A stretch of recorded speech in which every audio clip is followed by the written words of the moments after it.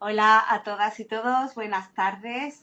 Bienvenidos a la última charla de esta Virtual Infer 2025.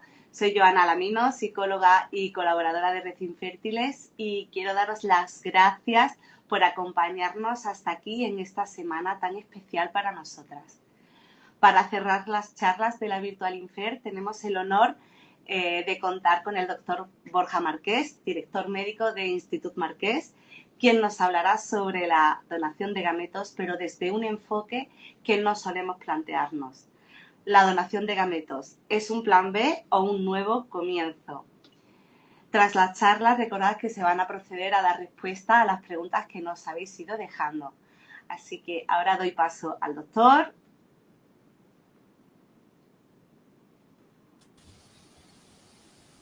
Hola, ¿qué tal? Hola, buenas tardes, doctor. Bienvenido y muchísimas gracias por participar, como siempre, en nuestra Virtual Infer, ¿vale? Y compartir sobre todo tu conocimiento con nosotras. El tema de hoy es súper interesante y da para mucho, así que si te parece, te dejo solo y comienzas con tu charla. Muy bien. Bueno, pues nada, encantado de estar aquí un año más y espero hacer más o menos entretenida la última charla de las jornadas, que siempre es un poquito más difícil, pero allá vamos. Vamos a hacer sobre todo una explicación un poquito general, ¿no? De qué es la donación de gametos, un marco general, no me quiero extender demasiado en detalles muy puntuales, pero bueno, ¿no? Explicar alguna cosita un poquito nueva. Y después, pues intentar explicar también, sobre todo en las preguntas, si de verdad tiene que ser un plan B, es un nuevo comienzo. Yo creo que una cosa no es excluyente de la otra, pero bueno, allá vamos, poco a poco. Empiezo. Lo primero, ¿qué es la donación de gametos? Esto es sencillo, imagino que todo el mundo que está escuchando esta presentación ya lo sabe. Básicamente es la donación de óvulos se tiene que hacer mediante fecundación in vitro, es cuando necesitamos los óvulos de otra mujer, en este caso una donante, que utilizará una paciente para poder llegar a tener su embarazo. Esto se conoce como ovodonación, donación de óvulos, y requiere la fecundación in vitro. En otras situaciones hay varones que necesitan la donación de semen porque su semen tiene cierta problemática, o lo pueden necesitar mujeres solteras o parejas femeninas donde no hay una pareja masculina que pueda poner el semen. En estos casos se utiliza el semen de un donante de semen y dependiendo de la situación se podrá realizar una inseminación artificial o una fecundación in vitro.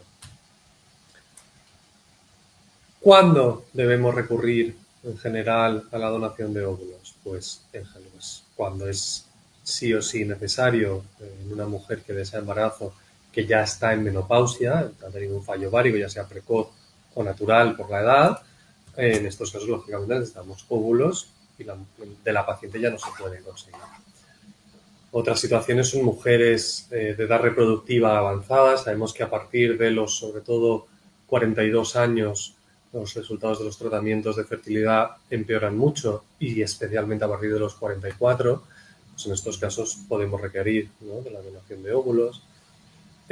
Mujeres que tienen una problemática genética o que no podemos solucionar a día de hoy con el PGT, con el estudio genético preimplantacional, o que por otros motivos, porque esta problemática genética, ¿no?, este riesgo se asocia a edad, baja reserva ovárica y las probabilidades o las posibilidades de éxito sean muy bajas.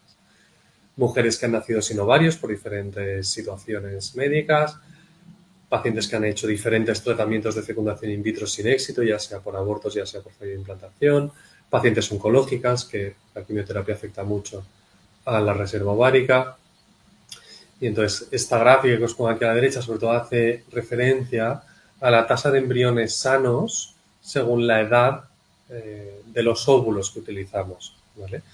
En pacientes de menos de 35 años estamos en un 70-75% de embriones sanos, pero fijaros que ya entre los 38 y 40 años estamos en solo un 30%. 30% significa 3 de cada 10, pero en un ciclo de fecundación in vitro con una reserva ovárica correcta estaremos entre 3 y 5 blastocistos. Y hay muchas pacientes que no llegamos, ¿no? Pues claro, entre 3 y 5 tendremos uno y medio, ¿no?, por lo tanto entre 1 y 2, máximo 2. Con lo cual no siempre es fácil conseguir embriones sanos, sobre todo según la edad, y por eso a veces, si se nos juntan 41, 42, 43 años o más, baja reserva ovárica, más baja tasa de embrión sano, pues a veces se complica mucho, ¿no?, la tasa de éxito con la fecundación in vitro propia. En estos casos, si vemos a una donante que siempre va a tener menos de 35 años por ley, pues tendremos un porcentaje de embrión sano a priori, estadísticamente, muy elevada, y esto nos ayuda mucho a conseguir las tasas de embarazo que tienen los tratamientos de codonación. La donación de semen, pues sobre todo lo que hemos dicho, mujeres sin pareja o parejas femeninas, esto siempre van a necesitar un donante de semen, pero también hombres sin espermatozoides en su eyaculado o que haya un factor masculino muy importante. En general, incluso con alteraciones seminales importantes, recomendamos intentar al menos un tratamiento, porque hay veces que se consigue éxito, sobre todo en ovodonación, pero a veces no. Es un seminograma muy, muy, muy malo. Pues la recomendación es pasar a donante de semen y después el paciente, la pareja, decide, ¿no?, qué hace. Aspectos legales genéricos, lógicamente hay toda una ley que lo regula, ¿no?, que es la ley del 2006 de las técnicas de reproducción humana asistida, pero lo más importante sobre la donación es que es anónima, voluntaria, correctamente informada y no remunerada, ¿vale? ¿Esto qué significa? El donante es siempre anónimo para la pareja, y el donante también no conoce los resultados de su tratamiento.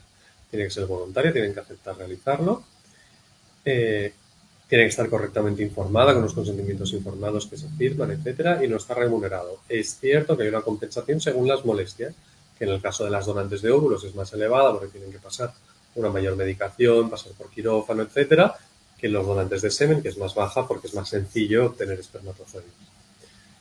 Y después otro punto importante también es la filiación. La filiación es indiscutible, que es decir que el donante en ningún caso tiene ninguna responsabilidad sobre qué sucede después con sus gametos, ¿no? Los pacientes han hecho ese tratamiento y ese embrión y ese futuro bebé lógicamente es suyo, y esto no se discute de ninguna de las maneras.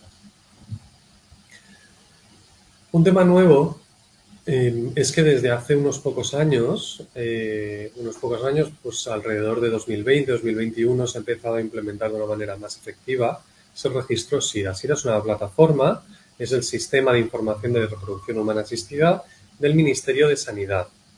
Esto es una normativa europea en el cual obliga a un control efectivo de los tratamientos que se realizan de fertilidad en los países, sobre todo dirigido a los tratamientos con donante. A día de hoy, las clínicas debemos notificar a esta plataforma del Ministerio todas las donaciones que realiza cada donante de óvulos y de semen, cada aplicación de esas muestras, es decir, cuando esos óvulos se utilizan con una paciente para generar embriones o ese semen con los pacientes, esto debe declararse, ¿vale? ¿Y esto para qué se hace?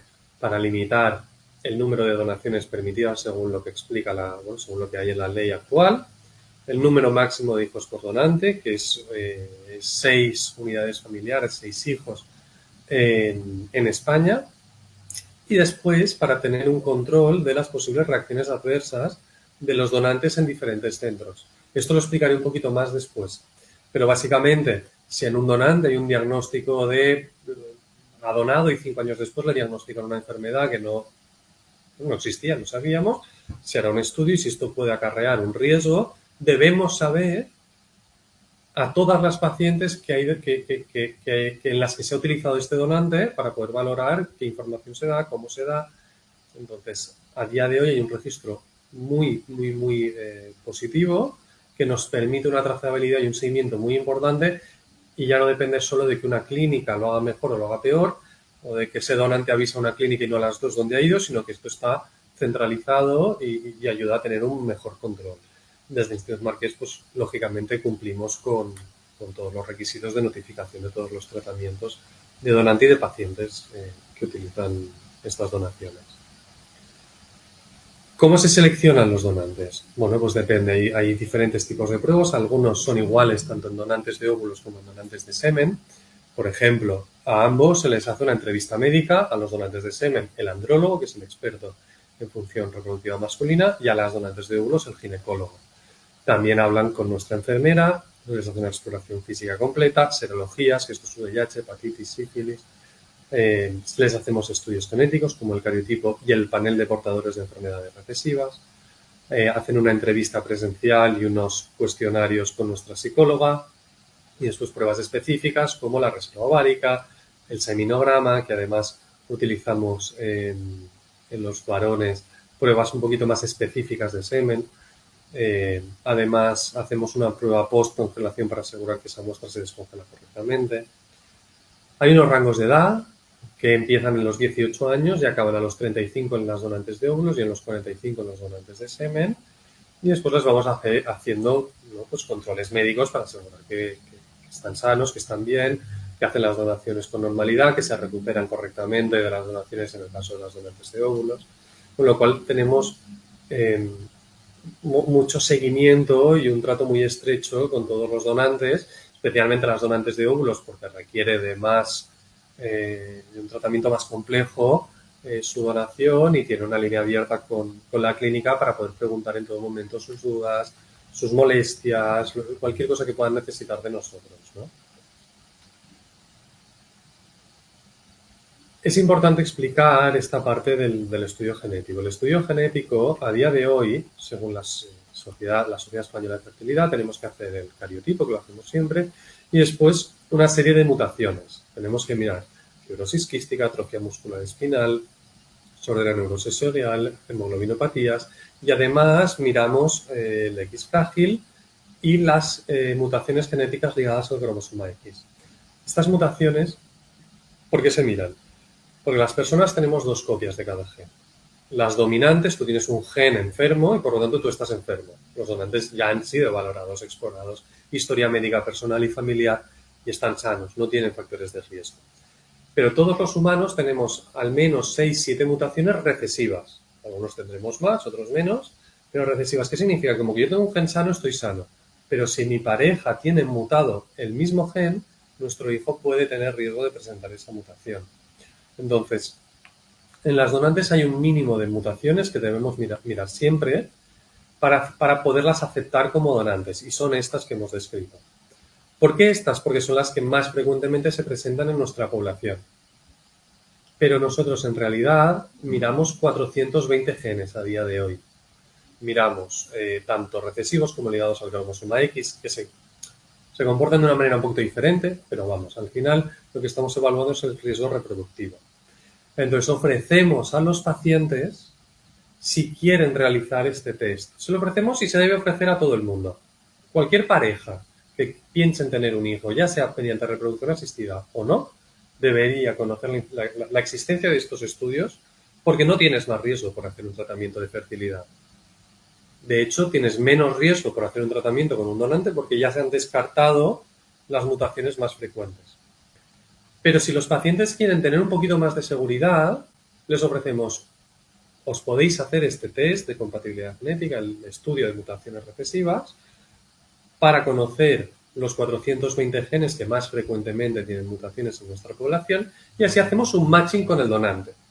Si no queréis hacer ningún estudio, el riesgo está en torno al 0,5-0,75% de bebé con una enfermedad de este tipo. Si se hace el estudio, pues disminuimos a por inferior al 0,1%. ¿Por qué? Porque porque hemos identificado las mutaciones del donante, las hemos comparado con las del paciente y nos aseguramos que no comparten mutaciones en esos genes. Entonces es un estudio que es interesante, que los ginecólogos de fertilidad debemos explicar, y que como pacientes, pues al final el único contra es que es un coste añadido. En nuestro caso creemos que desde luego es positivo hacerlo. Y lo que os decía, las reacciones adversas. Nosotros en Institut Marqués tenemos un comité multidisciplinar. ¿Qué significa? Que en este comité estamos ginecólogos, biólogos, el genetista, el andrólogo, la psicóloga, en determinadas situaciones, cuando creemos que hay que informar o no, estamos dudando o cómo informamos, con lo cual somos un equipo bastante amplio, que lo que hacemos es recibir todas las notificaciones de nuestros pacientes y de nuestros donantes sobre cualquier incidencia que pueda haber después de realizar una donación o un tratamiento. ¿A qué me estoy refiriendo? Pues, por ejemplo, a alguien que le diagnostican una enfermedad que no tenía en el momento de donar, o que nace un bebé con una enfermedad genética y nos dicen, podría ser del donante, y hay que estudiar al donante. Entonces, todo esto se valora y hacemos siempre que hay una sospecha de una enfermedad genética, que es cuando se puede transmitir a los bebés, vamos a los donantes y les pedimos, ya sea por notificación de ellos o externa, tenemos esto, necesitamos estudiar genéticamente para saber si hay un riesgo o no de afectar a las parejas que han utilizado tus muestras. Entonces, en general, la parte positiva que tenemos es que los donantes de Institut Marqués, la gran mayoría, no diré el 100%, pero el 99%, han hecho sus donaciones aquí, porque a veces hay donantes pues, de raza asiática, que es muy difícil tener aquí en España, etcétera, y recursos algún banco. Pero en el 99,9% de las donaciones son donantes que han donado en Institut Marqués. Por lo tanto, nosotros los hemos evaluado, nosotros tenemos sus contactos y nosotros podemos contactarlos de una manera asequible. La gran mayoría de veces conseguimos contactar y que los donantes vengan con facilidad y rapidez a dejar la muestra de sangre. Hacemos los estudios y confirmamos o descartamos si hay algún riesgo en el donante. En el caso de identificarlo, tenemos todo el conocimiento de todos los pacientes con los que ha podido tener relación este donante y se estudia. Hay que informar o no, porque a veces depende del sexo de si ha tenido un bebé niño o un bebé niña, a veces depende de determinados parámetros que se tienen en cuenta en genética, etcétera, etcétera, y si es que sí, preparamos una notificación, se llama a los pacientes personalmente, después se les explica todo por escrito y además se declara en el programa del ministerio que ha habido esta reacción adversa, por se llama así. Entonces, bueno, simplemente con esto lo que queremos transmitir es que hay un seguimiento muy serio y muy a largo plazo de este Institut Marqués, de todos estos donantes y todas estas donaciones, y que además hay un control del Ministerio de Sanidad, lo cual pues tiene que dar, nosotros lo hemos hecho siempre, pero tiene que dar pues una mayor seguridad, ¿no? ¿Cómo seleccionamos a los donantes para los tratamientos? Pues realizamos un matching físico, que es el más importante y es el que indica la ley, ¿no? Lo que indica la ley es que el equipo médico debe seleccionar a los donantes en base a las características físicas de la paciente. Por lo tanto, nosotros lo que intentamos es que haya el mayor parecido físico entre donantes y pacientes. También, si los pacientes lo indican, mantenemos un grupo sanguíneo que sea compatible. No es que haya compatibles e incompatibles, más que nada que sea una combinación posible que se pudiera dar de un embarazo natural de dicha pareja. Y después, además, hacemos un test de los rasgos de la personalidad. Ya tenemos el estudio psicológico con la psicóloga, pero sabemos que la personalidad tiene una base genética y otra que no. No todos tenemos la misma personalidad que nuestros padres, ¿no? Pero igualmente hay pacientes que la parte física les importa menos y les importa más otro tipo de características, como por ejemplo, ¿no? Como es las características de personalidad, etcétera, etcétera. Y entonces esto también lo tenemos en cuenta con test de personalidad, etcétera. Pero siempre hay que mantener, lógicamente, las características físicas concordantes y con una similaridad correcta, porque al final es importante y es lo que nos indica la legislación actual, ¿no? Pero bueno, lo hacemos con mucho cariño. De hecho, en el pasado habíamos utilizado programas informáticos de reconocimiento facial, etcétera, y al final nos gusta más hacerlo manual. ¿No? Nos reunimos, miramos, tenemos las fotos de los donantes, las fotos de la paciente, características físicas apuntadas, y es bonito hacerlo manual porque sabes de la importancia y de la responsabilidad que esto tiene. Lo hacemos pues esto, ¿no? Con mucho cariño. Después aquí quería hablar un poquito, ¿no? ¿Es un plan B? ¿Es un nuevo comienzo? ¿Cómo tengo que vivirlo? La parte de cómo vivo la donación cambia mucho y esto lo vemos como profesionales, ¿no? No es lo mismo una paciente que quiere, ¿no? Tiene el deseo, una pareja de la maternidad a los 47 años con una menopausia y ya lo sabe que es su única opción. Alternativas, pues hay otras como la adopción, etcétera, etcétera, que desconozco más, ¿no? No es mi campo. Pero a nivel de tratamiento de fertilidad, claro, ¿no? Una paciente de 47 años, menopausia, etcétera, pues ya sabe que va a necesitar una donante de óvulos. O incluso un señor que ya sabe de nacimiento que ha tenido un problema en los testículos y tiene una azoospermia, no tiene espermatozoides, pues ya lo sabe desde pequeño que el día que quiera tener hijos va a necesitar un donante de semen. En estas situaciones es el único plan. ¿Es un plan B? Sí, porque nunca es el que has querido, pero directamente es tu plan.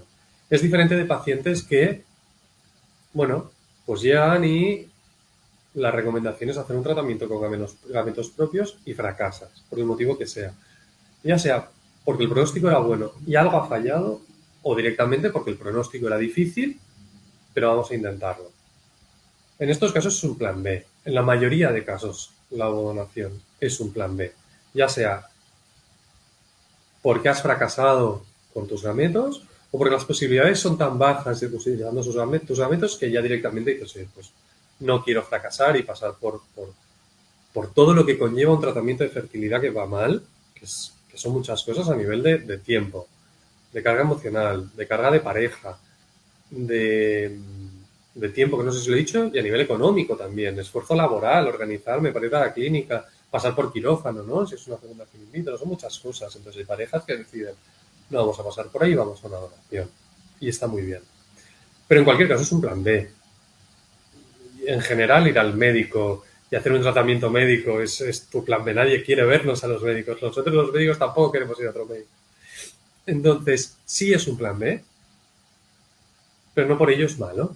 Bueno, tiene unas connotaciones éticas, morales, religiosas para cada uno diferentes, que en general no son fáciles de aceptar, pero la parte positiva, y que no debemos perder de vista, es que uno es legal, que no hay tantos países en el mundo en el que la donación sea legal, ni siquiera en Europa. En Alemania la donación de óvulos es ilegal.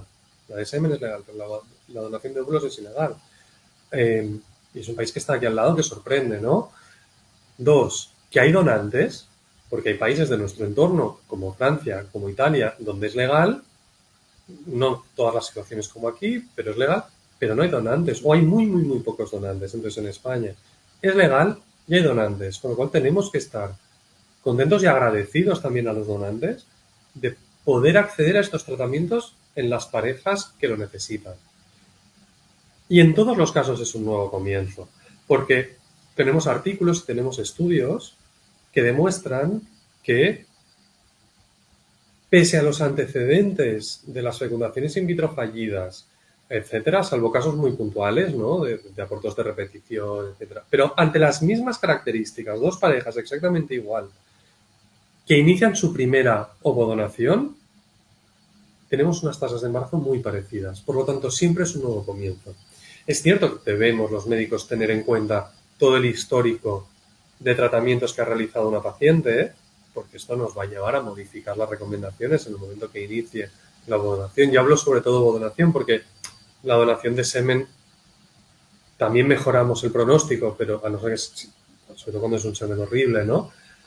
Pero el cambio de pronóstico está ahí, pero digamos son menos casos y no suele ser tan llamativo.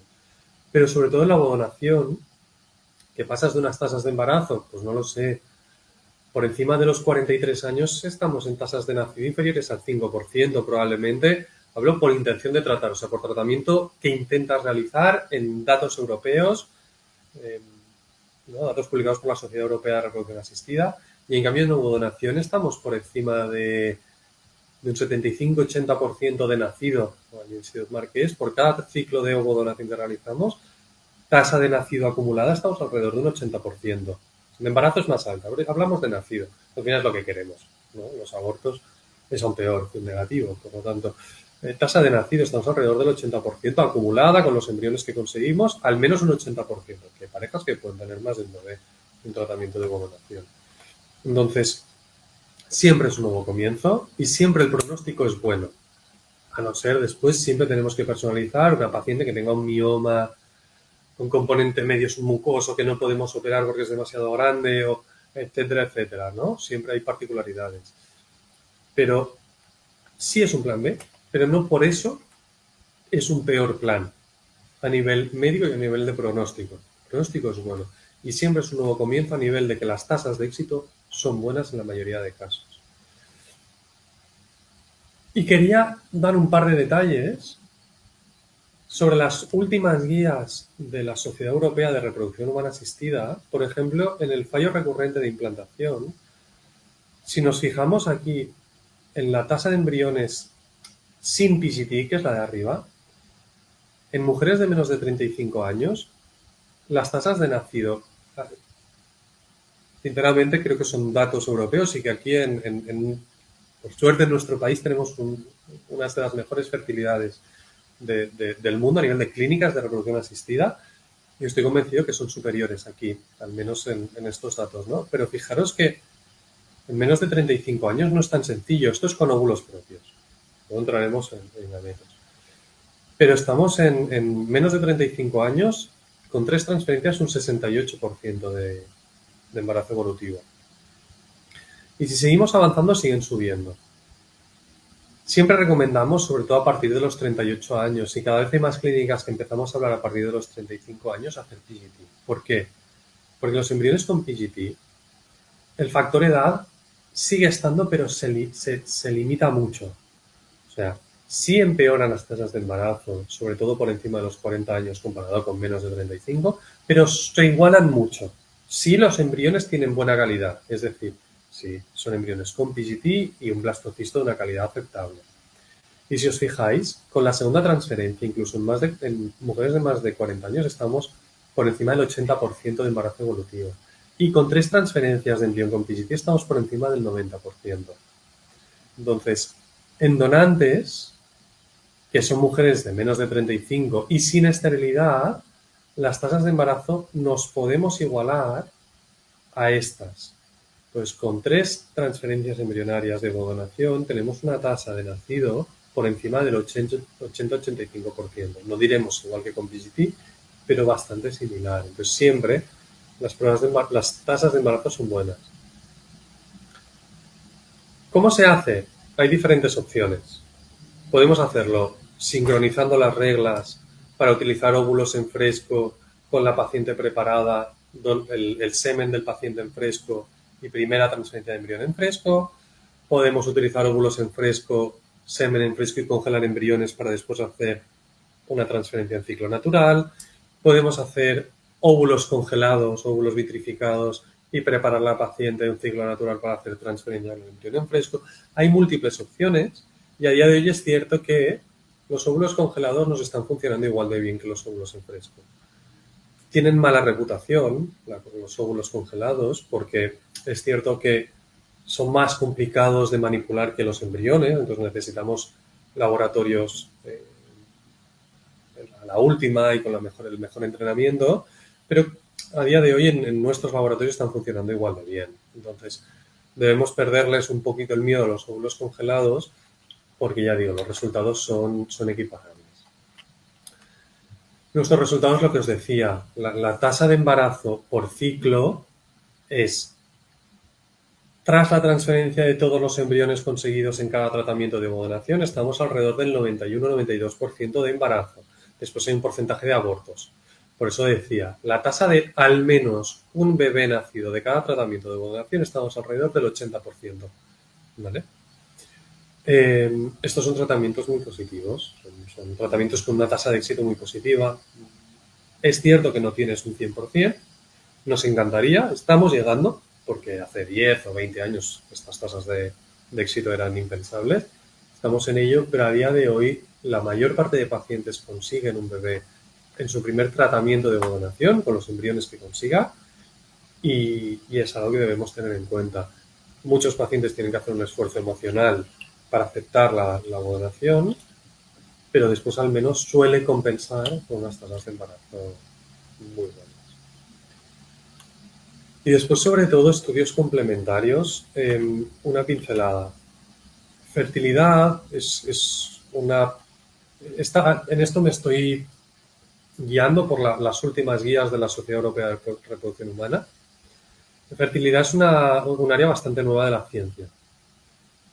Y además un área que en la mayor parte de países es privada. Por lo tanto, hay muchos intereses. Intereses de los laboratorios, de los médicos que publicamos cosas, de las clínicas, pero no debemos perder de vista siempre que los médicos nos debemos regir por la evidencia. Y me refiero ya no solo a la parte más médica de las clínicas de fertilidad, sino también de todos los profesionales sanitarios que están alrededor. Me refiero a coach de fertilidad, nutricionistas, acupuntores, osteópatas, fisios, inmunólogos, hematólogos, etcétera, etcétera, etcétera, ¿no? Entonces, todos queremos ayudar a las pacientes, sobre todo en los casos de aborto de repetición o de fallo de implantación en los que se nos acaba la evidencia. Y tú haces los estudios, los pocos estudios que tienen cierta evidencia de que pueden ayudar, y a partir de ahí la paciente te dice, vale, doctor, ya me has hecho todo y no he tenido a mi bebé, ¿y ahora qué? Y el cuerpo te pide pedirle más cosas para que vea que eres médico, que estudias mucho, que sabes mucho y que le pides más cosas nuevas. Pero debéis tener en cuenta y debéis saber que a partir de un momento todo eso es fuera de evidencia científica. Y por mucho que le haya podido funcionar a algunas pacientes, no sabemos si eso le ha funcionado o es que ya le tocaba. Si os fijabais en la tabla que he puesto antes, a medida que tú vas transfiriendo embriones, vas consiguiendo más embarazos, más embarazos, más embarazos. La tasa de implantación y de nacido vivo se mantiene bastante estable, pese a que necesites el tercer, el cuarto, el quinto, el sexto transfer. Y esto genera un poco de impotencia, ¿no? Tanto a pacientes como a profesionales. Pero no siempre hay que hacer más pruebas y no siempre hay que hacer todas las pruebas que están de moda. ¿A qué me refiero? Hace no mucho tiempo, todas estas charlas se hablaba del test de la ventana de implantación, con diferentes nombres comerciales. Uno de ellos, el más conocido, era test. Ahora, ¿por qué no hablamos de ello? Porque nunca demostró que mejoraba las posibilidades de embarazo. Nunca lo demostró, pero los que decíamos, oye, que esto no tiene evidencia, se nos decía, no, es que claro, es que no estáis al día. No, no es eso. Es que antes de recomendar algo de manera habitual a todas las pacientes, debemos tener claro que de verdad funciona.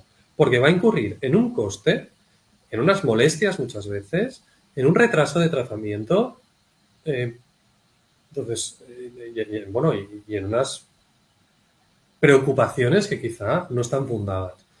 Entonces, antes de someteros a más pruebas y más pruebas, aunque los tratamientos no estén yendo bien, preguntad si eso tiene evidencia.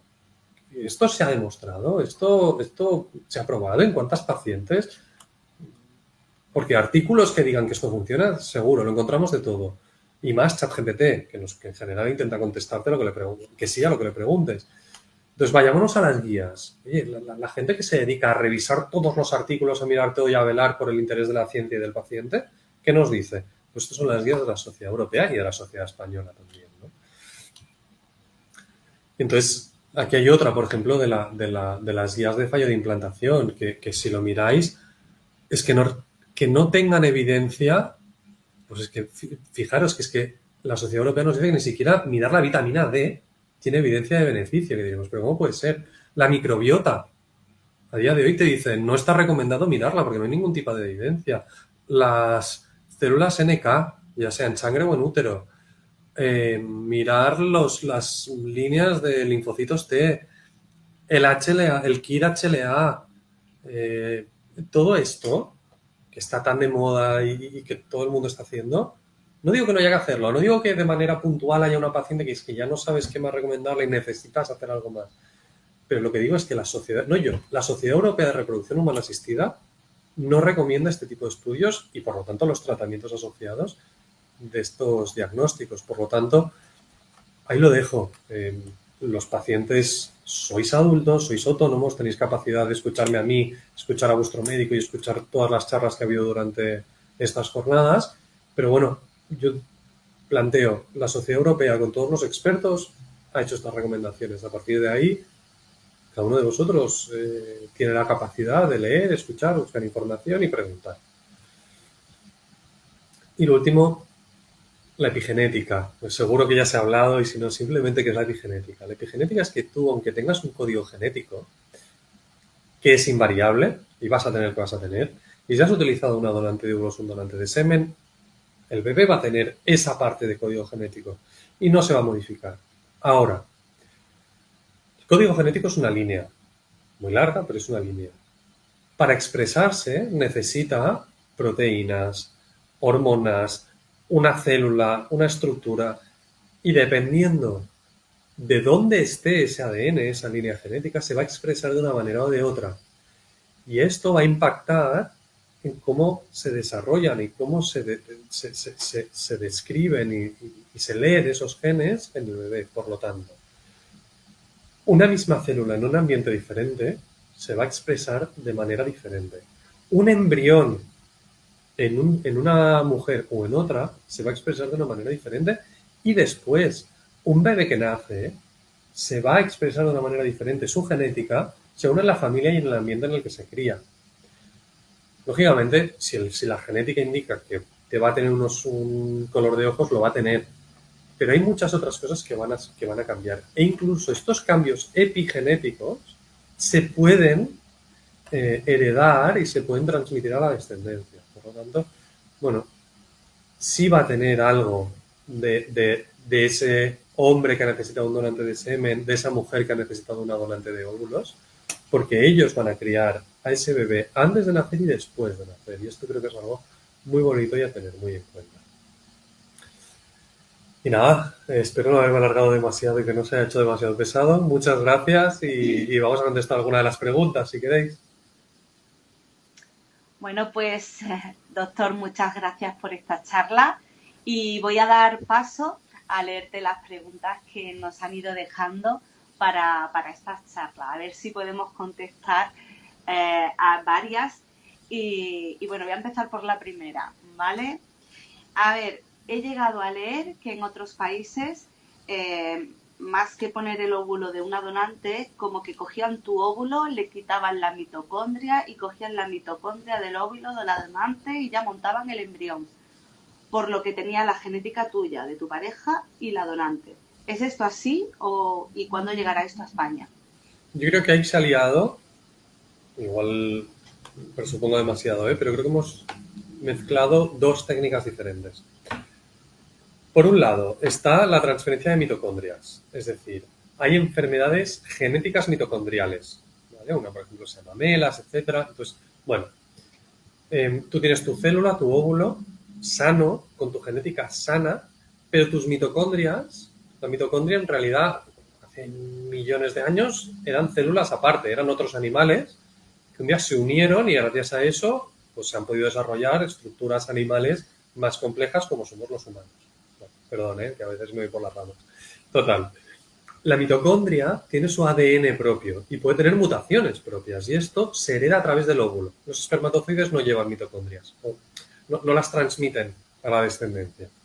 Entonces, si tú tienes una enfermedad mitocondrial, que algunas de ellas son muy graves, se han aceptado terapias de coger mitocondrias de un óvulo de una donante, extraerlas, ponerlas dentro del óvulo de la paciente y luego hacer una fecundación in vitro normal. De esa manera, el hijo tiene unas mitocondrias sanas, pero el ADN de óvulo y semen es el mismo, es de los padres, y el niño, sus mitocondrias están sanas, que venían de la donante, pero bueno, ya está.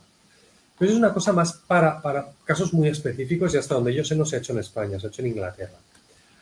Otra cosa es lo que se está intentando hacer, y que yo sepa en Europa solo se hace en países como Grecia, en España no lo he visto hacer, y creo que bueno, porque no es legal, es coger el óvulo de la donante, quitarle la genética y poner la genética de la paciente dentro del óvulo de la donante, para así tener mejor calidad, etcétera, etcétera. Bueno, esto a día de hoy en España no es legal. Ya está. Con lo cual yo no lo haría.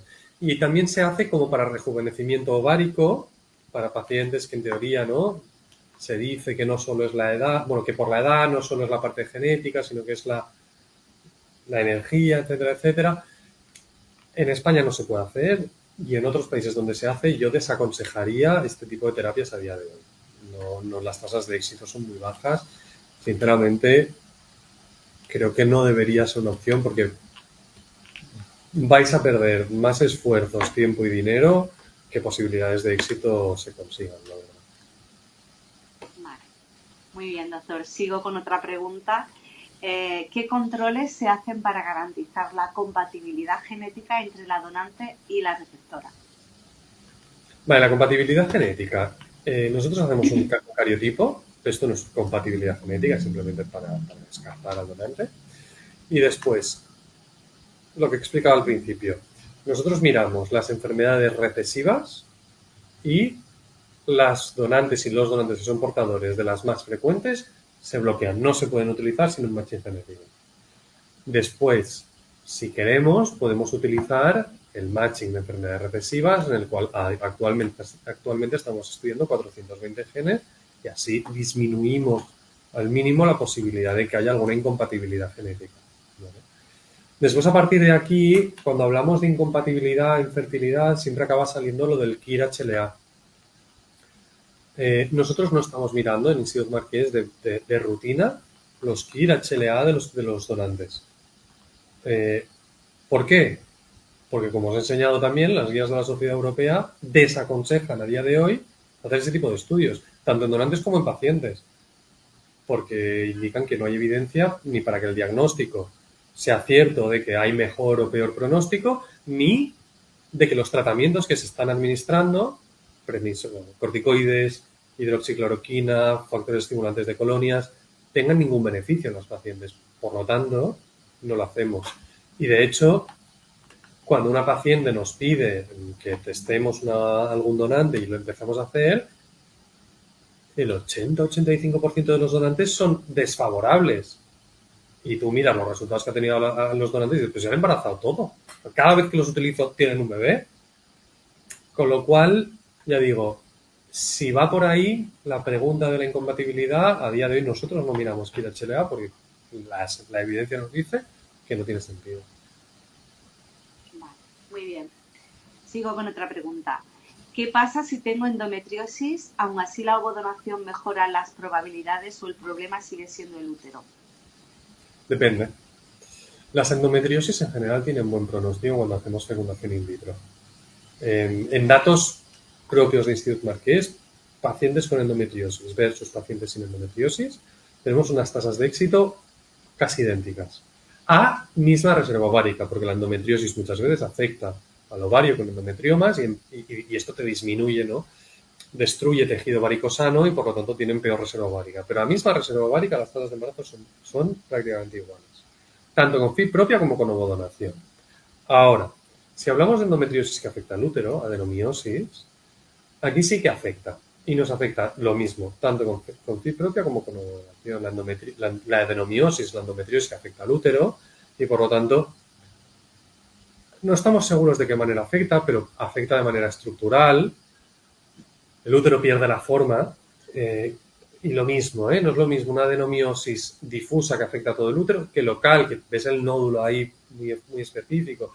No es lo mismo leve, que a veces la paciente te dice, tengo una adenomiosis, y tú lo ves y dices, pues yo diría que este útero está sano, pero bueno, no lo discutes, ¿no?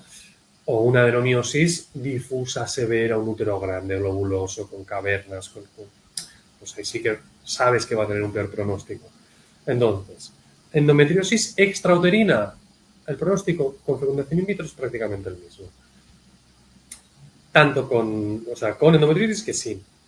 Endometriosis uterina, vamos a tener un mejor pronóstico en ovodonación porque probablemente los embriones serán de mejor calidad.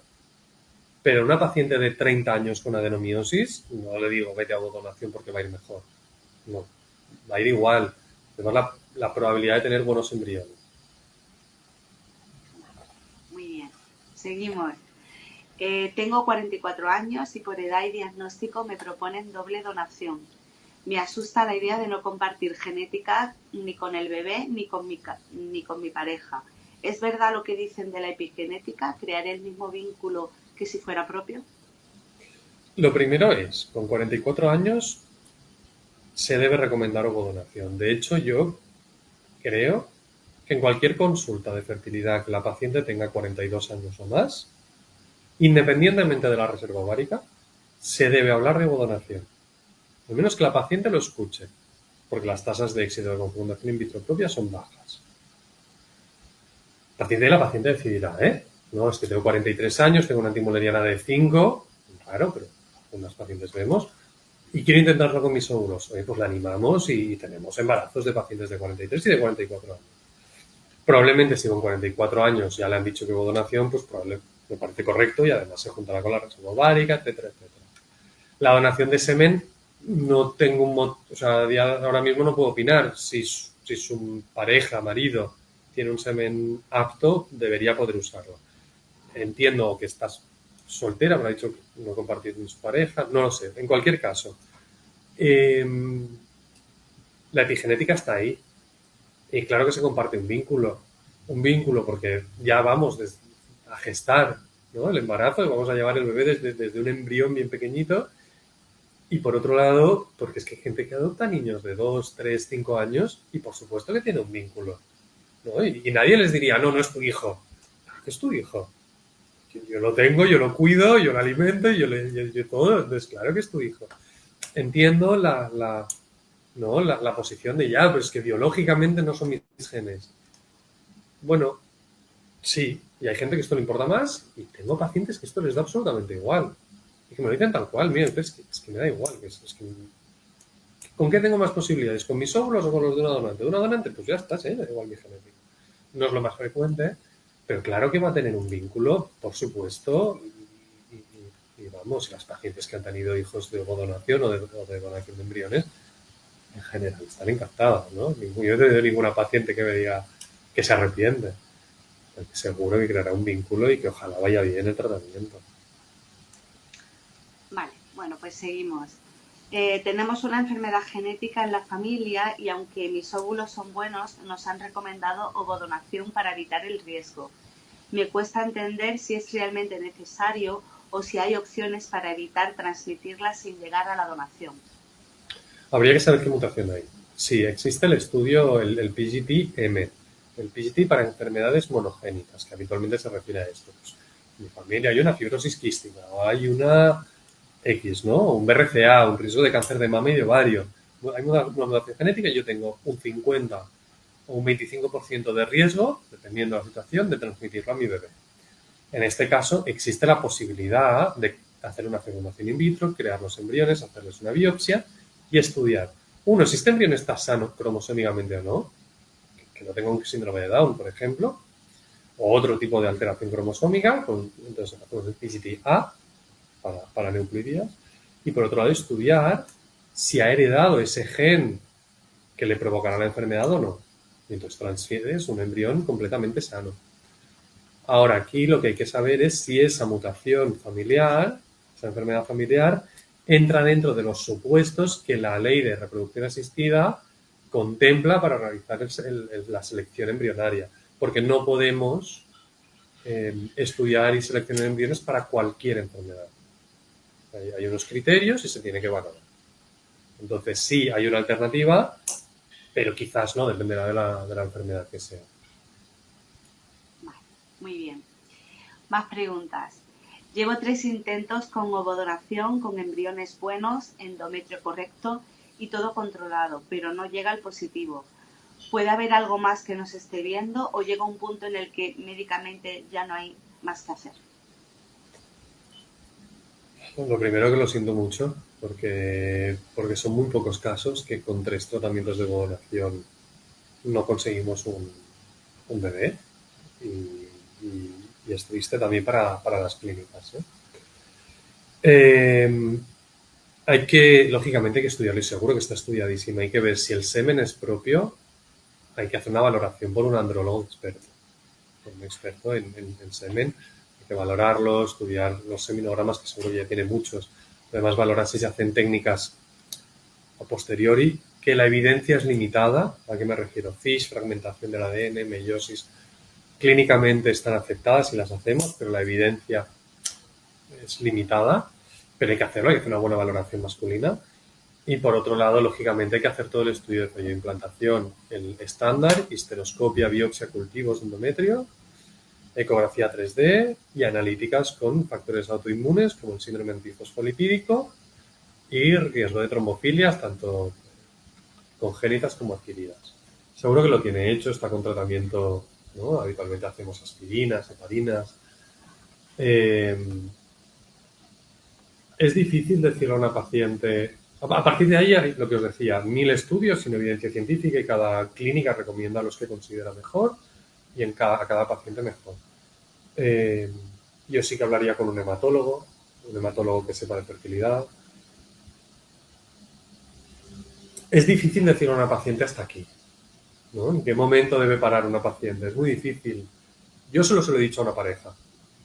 Les dije, llevamos 2 fecundaciones in vitro propias, una ovodonación con varios embriones, la realidad es que no sé si lo podemos conseguir. Creo que en un momento tendríais que parar. Y no me hicieron caso y con el siguiente embrión tuvieron una bebé. Con lo cual, la única vez que lo he dicho me he equivocado.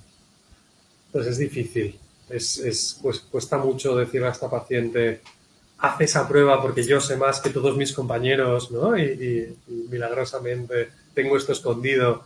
No, no lo tengo. Si lo tuviera, lo compartiría en los congresos para que se beneficiara a todo el mundo, como nos obliga el juramento hipocrático de los médicos. Y por otro lado, no lo sé, no sé qué decirle. Seguro que ya le han mirado todos los compañeros, que está bien valorada, que pida segundas opiniones, que vaya a otras clínicas también. Igual es paciente mía, que pregunte en otro sitio, ¿no? Porque pasa pocas veces, pero siempre hay ese 1% que alguien le tiene que tocar. Entonces, ¿que hay algo? 100% hay algo. Pero la evidencia científica a día de hoy tiene muchas limitaciones y ¿no? Antes embarazábamos un 10% y ese 90% era mala suerte, ahora embarazamos un 60% de cada transferencia, me refiero, y el otro 40% es mala suerte. No es mala suerte, son cosas que no sabemos y que estamos trabajando mucho para saber, pero a día de hoy tenemos que jugar y vivir con esta incertidumbre. Es difícil decirle a una pareja hasta aquí. Y yo quiero hacerte una pregunta, porque cuando se plantea a través del profesional médico la ovodonación, también es difícil muchas veces plantear la ovodonación y sobre todo, no sé si tenéis en cuenta que la paciente o los pacientes, la pareja en este caso, tiene que hacer ese duelo genético y darle ese tiempo. Entonces, ¿crees que se respeta ese tiempo de aceptación o no aceptación de planteamiento de la ovodonación? Esto dependerá de cada profesional y de cada clínica. ¿Por qué? Porque hay profesionales que tendrán esto más en cuenta y menos en cuenta. Nosotros aquí lo tenemos, somos muy conscientes, todo el equipo médico, psicología, enfermería, y esto lo trasladamos al resto de la clínica, ¿no? Pero hay que tener en cuenta que cada vez, y esto no es políticamente correcto, pero como que no me escucha nadie,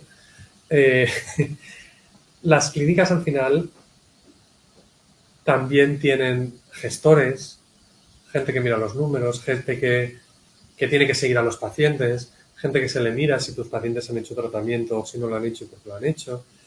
Y tienen estas presiones de tienes que llamar al paciente cada semana o cada mes y no sé qué, y las pruebas.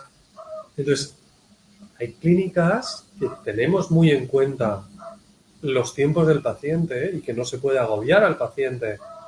Porque es que esto no es pregunto por un iPhone, ¿no? Y luego te llegan emails cada día de compra un iPhone. No es tan sencillo. La pareja requiere de tiempo, ¿no? Emocional, de pareja, de que uno opina una cosa y el otro opina otra, porque esta es la única área de la medicina que tenemos 2 pacientes para un tratamiento y no uno. Pues esto es muy complejo. Y habla clínicas que quizá, pues yo qué sé, hay quien sea, ¿no? Alguien que la parte económica tira más o la parte comercial tira más, que no se tenga en cuenta y que una paciente que ha ido a visita hay que llamarle cada 3 días para que haga tratamiento. Y probablemente esa paciente se pueda sentir agobiada. Entonces hay que encontrar este punto intermedio entre no quiero que nadie me agobie, estoy haciendo mi proceso, pero sí el que haya un mínimo contacto para que la paciente entienda que nos preocupamos por ella, que no nos hemos olvidado, que si nos necesita estamos aquí. Y esto es muy diferente porque para cada uno es distinto, ¿no? Entonces habrá gente que le contactas en una semana y es demasiado tarde, o en una semana y ¿por qué me agobiáis? Entonces sí que pido comprensión porque todos los pacientes son diferentes y nosotros, bueno, ya digo, Distintos Market lo tenemos muy en cuenta y lo transmitimos en cada reunión, ¿no? Con el equipo de seguimiento de pacientes, con el equipo comercial, etcétera, etcétera.